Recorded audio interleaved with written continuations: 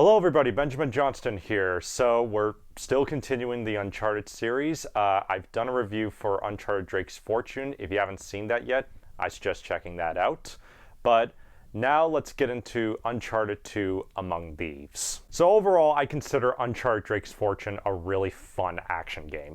But Uncharted 2 pretty much improves on nearly every aspect from the first game, from the writing, the gameplay, and the overall presentation. Pretty much everything has been improved from that first game. And this is arguably the game that made the series iconic for what it is. So this time in Uncharted 2, Nathan Drake is on a search for a valuable artifact called the Chintamani Stone, which is hidden away in a mythical kingdom called Shambhala. So Nathan is teamed up with Elena and Victor Sullivan, and this time newcomer Chloe Frazier. And they are trying to find the artifact while also dealing with this war criminal named Lazarevich and a backstabbing thug named Harry Flynn, who also want the stone.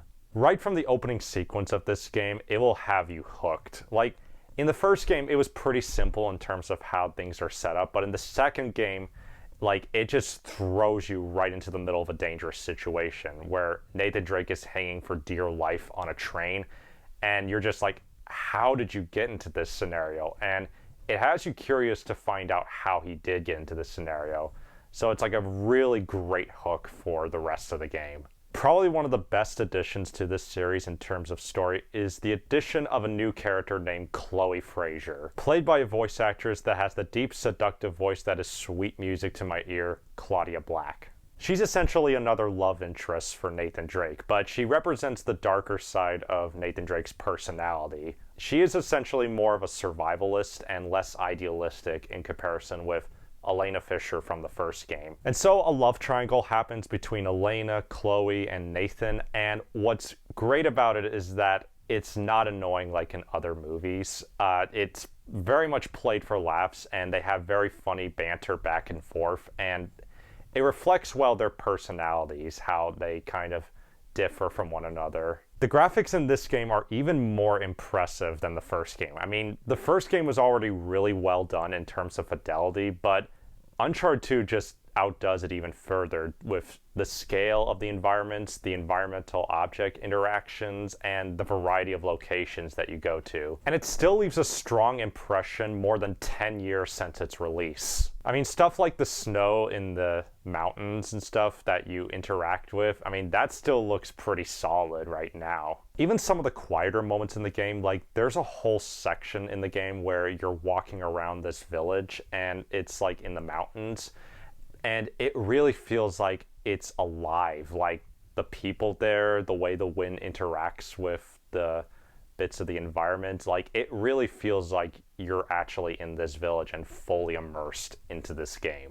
So in many respects, Uncharted 2 does play somewhat similarly to the first game, but it does have quite a bit of improvements that make the experience more fun. This time you don't have to use the 6-axis on the PS3 controller to be able to throw grenades. This time you can basically push a button and it will show you an arc in terms of where the grenade's going to be thrown.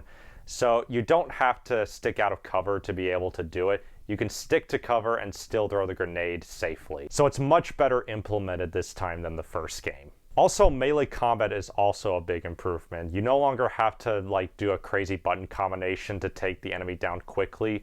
Basically, it just revolves around punching the guy, waiting for a counter to happen, and then just take the guy out. So it's a little less risky to get into these melee combat scenarios, though you still have to be a little careful at times. While the first game had some light set-piece action moments, the second game just is grander in scale and more epic. Usually when these epic scenarios happen in video games, they often resort to like a cutscene or a QuickTime event type of action, but in the Uncharted series, you basically are still in the driver's seat and you're still like participating in these epic action sequences, which is what makes these series of games so much fun to play through.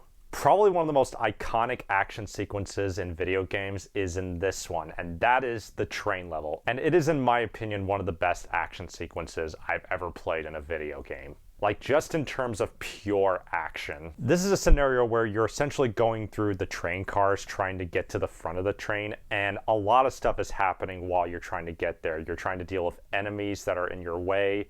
You're heading off the train cars trying to dodge the lights.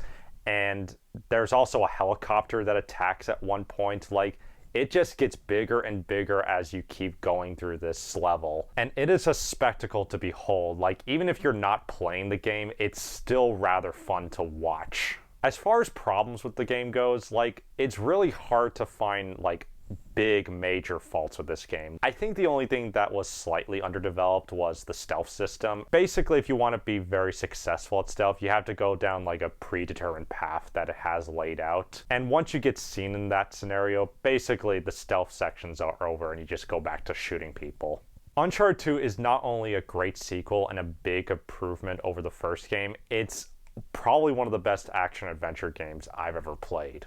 And there's so many wow moments in this game, from like the scale and immersion of the environment you're placed in and the epic scenarios that you get to play through yourself. I would highly recommend this game to pretty much anyone, even if you're not into video games yourself. This is, in my opinion, an essential action classic in a video game.